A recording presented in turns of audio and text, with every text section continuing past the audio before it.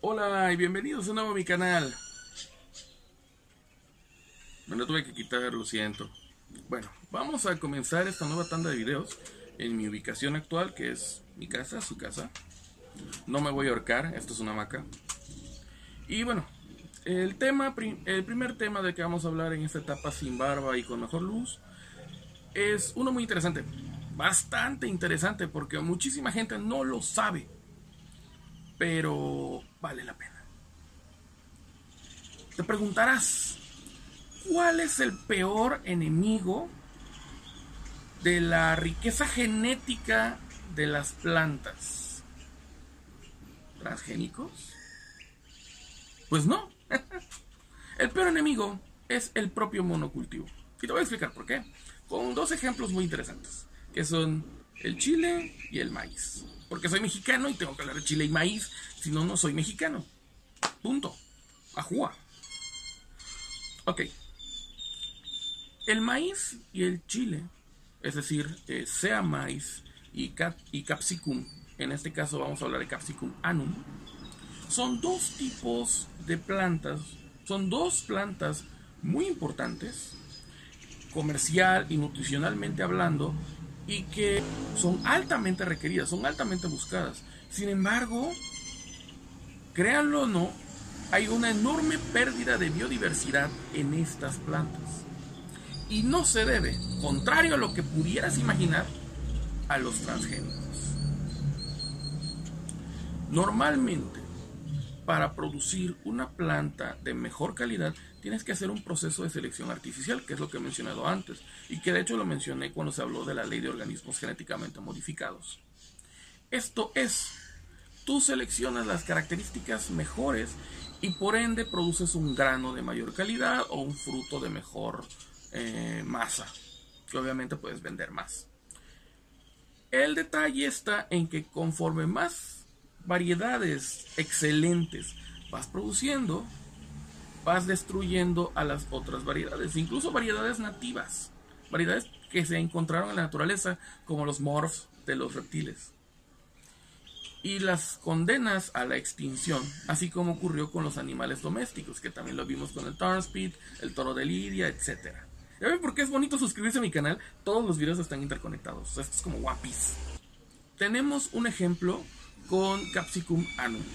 Hay más de 60 variedades de chiles de esta especie, Capsicum annuum, es decir, los chiles de mata.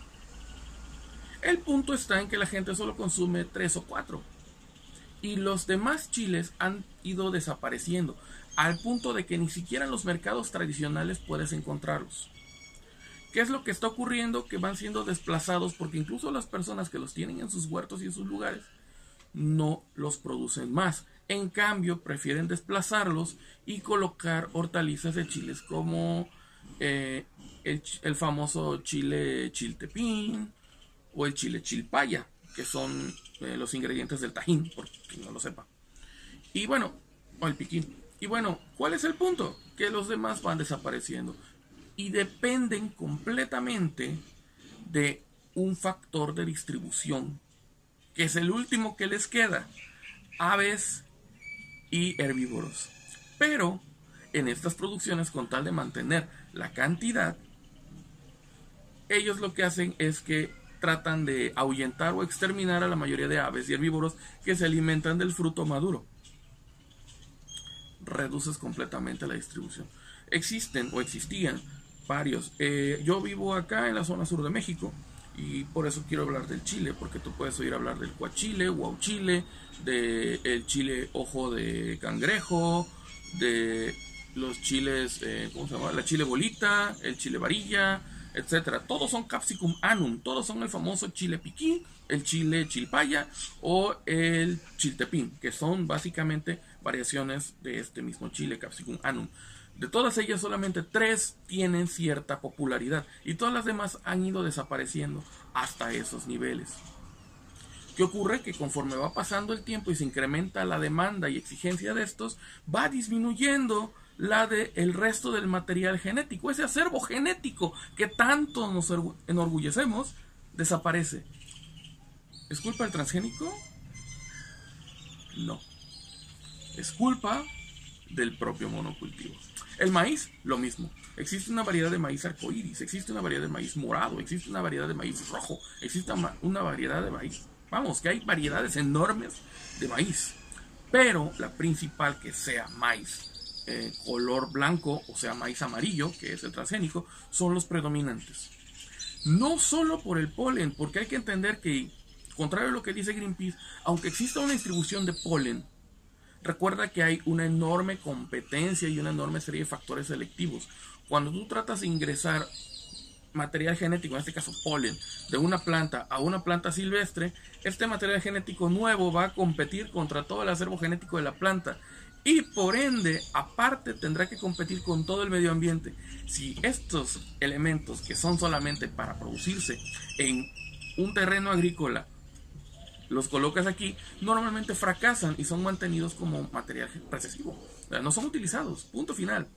Pero ocurre que cuando tú haces este proceso selectivo idéntico al que ocurra con los chiles, lo que estás haciendo es desaparecer toda esa variedad. No importa cuántos carteles te suba la Conavio o te suba el gobierno federal, toma gobierno federal, para decirte que hay una variedad importante de maíz, si ellos mismos no la protegen. Y ese es el punto. Nadie protege a las variedades nativas o a las variedades menos populares del maíz. Y la gente luego se pregunta por qué solamente hay un tipo de maíz.